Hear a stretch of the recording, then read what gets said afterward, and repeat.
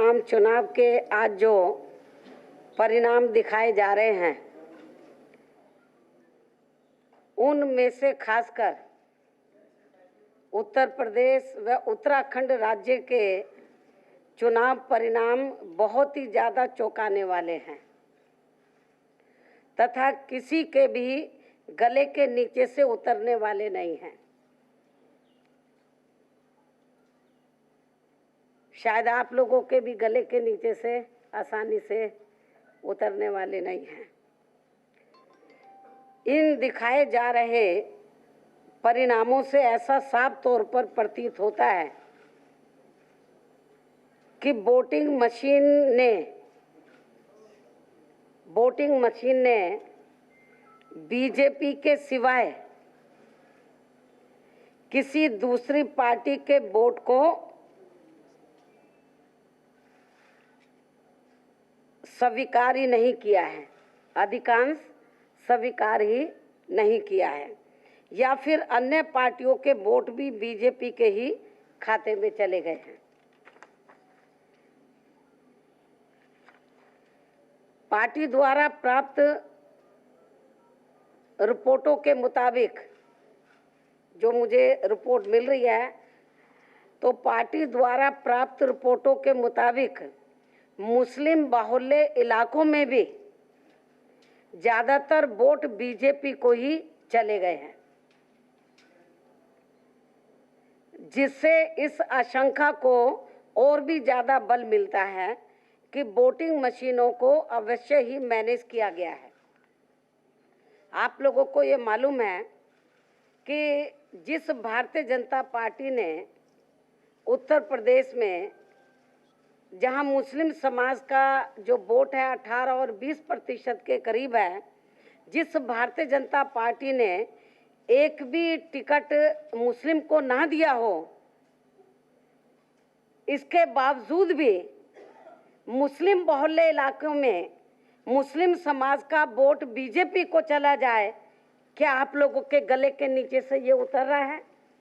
हमारी पार्टी के लोगों के, मैं समझती हूँ कि पूरे दुनिया में भी यदि ये बात उनके सामने रख दी जाए तो उनके गले के नीचे से नहीं उतरेगी। सन 2014 के लोकसभा आम चुनाव के समय में भी, खासकर उत्तर प्रदेश के चुनाव परिणाम के संबंध में भी इसी प्रकार की आशंका जताई गई थी। जब इनको 73 सीटें मिली थी, इसी प्रकार की आशंका सन 2014 में भी जताई गई थी कि वोटिंग मशीनों में जरूर गड़बड़ी की गई है, जिसके बिना बीजेपी के पक्ष में ऐसा खास चुनाव परिणाम बिल्कुल भी संभव नहीं हो सकता था सन 2014 में भी। और इतना ही नहीं, बल्कि उत्तर प्रदेश में वोटिंग मशीन के संबंध में ये चर्चा आम रही है कि बटन कोई भी दबाया जाए, वोट बीजेपी के कमल पर ही जाएगा, परंतु उस समय इन बातों पर ज़्यादा ध्यान नहीं दिया गया, जबकि चुनाव आयोग के सामने बार बार इस मुद्दे को उठाया गया है। ऐसी ही शिकायत अभी हाल ही में हुए महाराष्ट्र नगर पालिका चुनाव में भी वोटिंग मशीन में गड़बड़ी के संबंध में की गई थी। इस संबंध में दिनांक 6 मार्च सन 2017 को वोट पड़ने, आखिरी चरण के वोट से पहले, इस संबंध में दिनांक 6 मार्च सन 2017 को 7वें व अंतिम चरण के मतदान से एक दिन पहले मेरी आयोजित, यानी कि जो चुनाव प्रचार खत्म होना था, तो एक दिन पहले मेरी आयोजित प्रेस कॉन्फ्रेंस में भी इसी प्रकार का सवाल, आपको याद होगा, इसी प्रकार का सवाल एक पत्रकार द्वारा सभी पत्रकारों के समक्ष मुझसे पूछा गया था, किया गया था, और आप लोग इस बात के गवाह हैं। और मेरे ख्याल उसी आज जहाँ ये सामने खड़े हैं, इधर ही एक पत्रकार था, शायद पहली बार आप लोगों ने देखा था, उसने टोपी सर के ऊपर लगाई हुई थी, तो आखिरी चरण वाले में हाँ हाँ, टोपी लगाई हुई थी उसने, और जहाँ उधर वो खड़ा हुआ था, जब सवाल जवाब हो रहे थे, आपको याद होगा, तो हाँ हाँ, मेरे को क्या मालूम था कि सचमुच वो सही बोल रहा है, ये तो आज मालूम पड़ा जब रिजल्ट आ रहा है। जब उसने वो सवाल मेरे से पूछा कि जो मैं आज एलिगेशन लगा रही हूँ, तो वो सवाल जब उसने कहा था कि भाई आपका जो वोट है वो तो आपकी पार्टी के लोगों का या दूसरी पार्टी का, वो तो कमल पे ही जा रहा है, तो मैंने उस पत्रकार की बात पर ध्यान नहीं दिया। मैंने बोला नहीं, आप ऐसे बोल रहे हो, ऐसा कुछ नहीं है, तो मैंने उसको इग्नोर किया। तो आज मुझे लगा कि इसका मतलब वो पत्रकार सही बोल रहा था, और आज मुझे लगता वो नजर भी नहीं आ रहा है। वो जो है उस दिन वो खड़ा हुआ था और आप लोग भी देख रहे थे कि ये आदमी कहाँ से आ गया,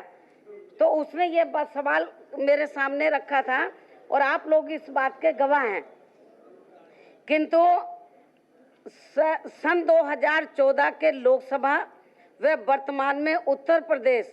व उत्तराखंड विधानसभा आम चुनाव के दिखाए जा रहे परिणामों को देखकर, जो 14 में परिणाम आया लोकसभा का, और वर्तमान में उत्तर प्रदेश व उत्तराखंड विधानसभा के आम चुनाव के दिखाए जा रहे परिणामों को देखकर ये मामला अब इतना ज़्यादा गंभीर हो गया है कि इसके बारे में और ज़्यादा खामोश रहना लोकतंत्र के लिए घातक साबित होगा। ये हमारे देश के डेमोक्रेसी के लिए, लोकतंत्र के लिए बिल्कुल भी ठीक नहीं है। और ख़ास तौर से मैं मीडिया के माध्यम से भारतीय जनता पार्टी के लोगों को ये कहना चाहती हूँ, चेतावनी देना चाहती हूँ, मैं खुली चेतावनी दे रही हूँ कि जो मुझसे 6 तारीख को पत्रकार ने पूछा था, मैंने उसकी बात पर गौर नहीं किया। सन 2014 में भी ये बात हमारी पार्टी के लोगों द्वारा मेरे सामने रखी गई थी, तो मैंने सोचा कि, और ये बात मुख्य चुनाव आयोग के संज्ञान में भी ये बात लाई गई थी बीच बीच में जब मीटिंगें होती रही, तो लेकिन आज जो भारतीय जनता पार्टी के लोग बड़े खुश हो रहे हैं कि उनको पूर्ण बहुमत मिल गया है, उससे ज़्यादा उनको सीटें मिल गई हैं, और लेकिन जिस तरीके की गड़बड़ी करके इन्होंने लोकतंत्र की हत्या की है और ये इन्होंने अपने पक्ष में जो ये बहुमत साबित किया है आज जो उत्तर प्रदेश के अंदर, मैं भारतीय जनता पार्टी के राष्ट्रीय नेताओं को, प्रधानमंत्री श्री नरेंद्र मोदी को और बीजेपी के राष्ट्रीय अध्यक्ष श्री अमित शाह को मैं खुली चेतावनी देती हूँ, यदि आप सही मायने में ईमानदार हैं तो आप मुख्य चुनाव आयुक्त को लिख कर दो कि ये जो चुनाव है तो हम बिल्कुल, हमको सही वोट पड़ा है। यदि वो सही ईमानदार हैं तो ये वोटिंग मशीन वाला जो है चुनाव, तो इसको रद्द करा के मुख्य चुनाव आयोग को बोलें, जो पुरानी व्यवस्था थी बैलेट पेपर की, उससे चुनाव कराएं। जो पुरानी व्यवस्था थी बैलेट पेपर वाली जो है, उससे चुनाव कराएं। यदि इनमें थोड़ी सी भी ईमानदारी है, हमने उनके ऊपर आरोप लगाया है, हमने मुख्य चुनाव आयोग को भी लिख कर दिया है चिट्ठी, जो उसकी भी कापी हम आपको दे देंगे। यदि उनमें थोड़ी सी भी ईमानदारी है और वो कहते कि नहीं हमारे पक्ष में वोट पड़ा है, तो उनको घबराना नहीं चाहिए, फिर उनको बैलेट पेपर के माध्यम से, जो पुरानी व्यवस्था थी उस माध्यम से चुनाव कराना चाहिए। दूध का दूध और पानी का पानी सामने आ जाएगा यदि उनमें थोड़ी सी भी ईमानदारी है तो। और यदि वो नहीं कराते हैं तो समझ लो, जो उस पत्रकार ने 6 तारीख को मेरे से सवाल पूछा था और सन 2014 में भी ये बात हमारी पार्टी के लोगों ने मेरे संज्ञान में डाली थी, तो लेकिन हमने ज़्यादा गौर नहीं किया। लेकिन जिस तरीके के जो रिजल्ट आ रहे हैं, और ख़ासतौर से मुस्लिम बहुल्य इलाके में बीजेपी को वोट निकल रहा है, तो ये तो बड़े गंभीरता से सोचने वाली बात है, और ये लोकतंत्र के लिए ये ठीक नहीं हो रहा है। और इस मामले को मैं ये समझती हूँ कि बहुजन समाज पार्टी नहीं, पूरा विपक्ष, पूरा अन्य पार्टियां भी इस मामले को जरूर गंभीरता से लेंगे, नहीं तो लोकतंत्र नाम की चीज अपने इंडिया में रहेगी नहीं। आपको मालूम है कि अमेरिका में भी इसी मशीन की शिकायतें आई थी, और जब वहाँ के लोगों ने आवाज उठाई तो ये जो वोटिंग मशीन वाला सिस्टम उसको खत्म करके वो पुरानी व्यवस्था में वो लोग आ गए थे। नहीं तो सन 2019 में यदि यही वाली व्यवस्था चली तो समझ लो कि फिर तो बहुत गड़बड़ हो जाएगा, लोकतंत्र नाम की चीज इधर रहेगी नहीं, और फिर तो विरोधी पार्टियों को चुनाव लड़ना नाम मात्र के लिए रह जाएगा। तो इसलिए अब इस संबंध में हालांकि हमने मुख्य चुनाव आयोग को चिट्ठी लिखी है, उसके बाद फिर मैंने आप लोगों को बुलाया है। अब उत्तर प्रदेश में खासकर ज्यादातर लोगों का विश्वास ईवीएम अर्थात वोटिंग मशीन पर से लगभग उठ सा गया है, लगभग क्या पूरा उठ गया है। और लोग ये सवाल कर रहे हैं कि उनके वोट जो उन्होंने, हमारी पार्टी के लोग ये सवाल कर रहे हैं कि उनके वोट जो उन्होंने बीएसपी को दिए थे वो आखिर कहां चले गए। मुस्लिम समाज के लोग ये बोल रहे हैं कि हमने तो बीजेपी को वोट दिया ही नहीं है। तो यहां से हमारे मुस्लिम बहुल्य इलाके में से अधिकांश तो बीजेपी को वोट कहां से निकल रहे हैं। ये हमारी पार्टी के लोग पूछ रहे हैं कि जब हमने वोट ही नहीं दिया है तो उनके वोट आखिर कहां चले गए, तथा गैर भाजपा वोट बीजेपी को कैसे ट्रांसफर हो गया है। ये आम चर्चा है उत्तर प्रदेश में और उत्तराखंड में। पंजाब में तो इनकी हिम्मत नहीं कर पाई है, क्योंकि उनको मालूम था कि अकाली और बीजेपी ये यदि वहां पर ये गड़बड़ करते, उत्तराखंड और उत्तर प्रदेश वाली व्यवस्था जो इन्होंने किया है वहां गड़बड़ करते तो पकड़े जाते, इसलिए उसको नहीं छेड़ा इन्होंने। और बाकी गोवा वगैरह जो बाकी जगह उनको मालूम था ये तो छोटे छोटे राज्य हैं, इनसे काम नहीं चलेगा, इनको घेर लो, मतलब उत्तर प्रदेश और उत्तराखंड को। तो इसलिए मैं ये बताना चाहती हूँ कि इसलिए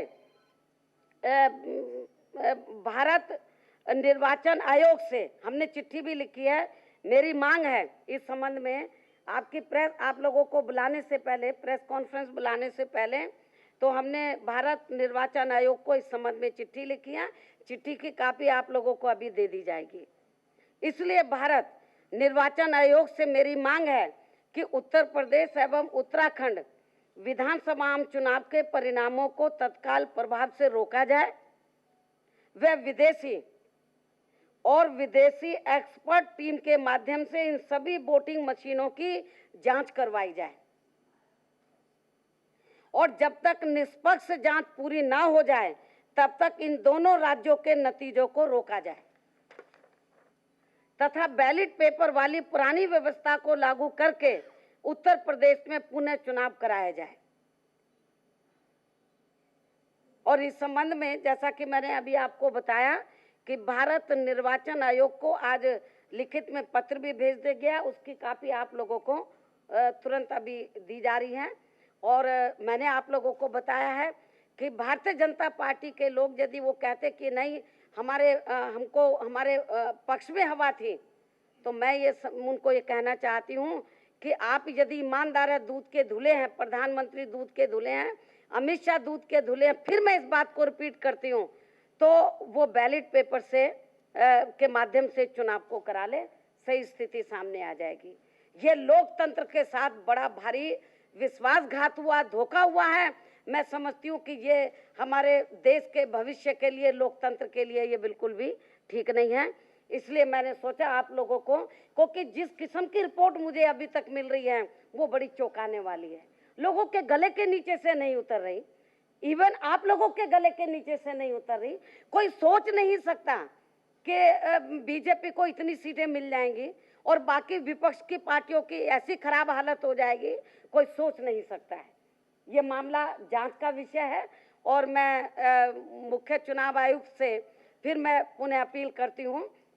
कि हमारी जो मांग है उसको तुरंत स्वीकार किया जाए, नहीं तो लोकतंत्र, खास तौर से बीजेपी में जो केंद्र में सरकार है, तो बीजेपी की सरकार के रहते हुए लोकतंत्र की तो हत्या हो जाएगी, लोकतंत्र नाम की चीज यहाँ पे रहेगी नहीं। धन्यवाद।